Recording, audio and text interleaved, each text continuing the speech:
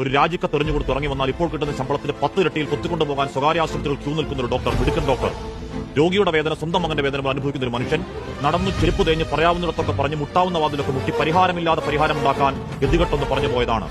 ആ വികാരത്തിനൊപ്പം ഈ നാട് നിൽക്കുന്നുവെന്ന് തിരിച്ചറിവിൽ തള്ളിപ്പറയുന്നില്ലെന്ന വ്യാജേന ആത്മാർത്ഥതയില്ലാത്തൊരു തള്ളങ്ങ് തള്ളിയതാണ് സിസ്റ്റം തകരാറെന്ന് ആരോഗ്യമന്ത്രി.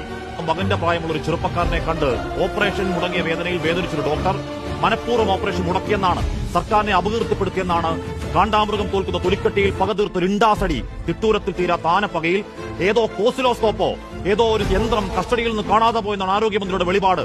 ആ ജോലിക്കാലത്ത് ഒരിക്കൽ പോലും രോഗിയെ പിഴിഞ്ഞ് കൈക്കൂലിക്കറിയില്ലാത്തൊരു മനുഷ്യനെ ഇന്ത്യതിരിച്ച് തകർക്കാനാണ്, യന്ത്രം കെട്ടവനെന്ന കള്ളപ്പേര് ചാർത്താനാണ്, കള്ളക്കേസെടുക്കാനാണ് ഗൂഢനീക്കം. അസ്ഥാനത്ത് വീണ ജോർജ് പറഞ്ഞ മോഷണക്കഥ കള്ളമാണെന്ന് പറയാതെ പറയലാണ് ഡോക്ടർ. സംവിധാനത്തിന്റെ കഴിവുകേട് പറഞ്ഞവന് കഴിമരം തീർക്കലാണെന്ന് മനസ്സിലാക്കാൻ കവടി തീർക്കണോ, പാഴൂർ പടിക്ക് പോകണോ?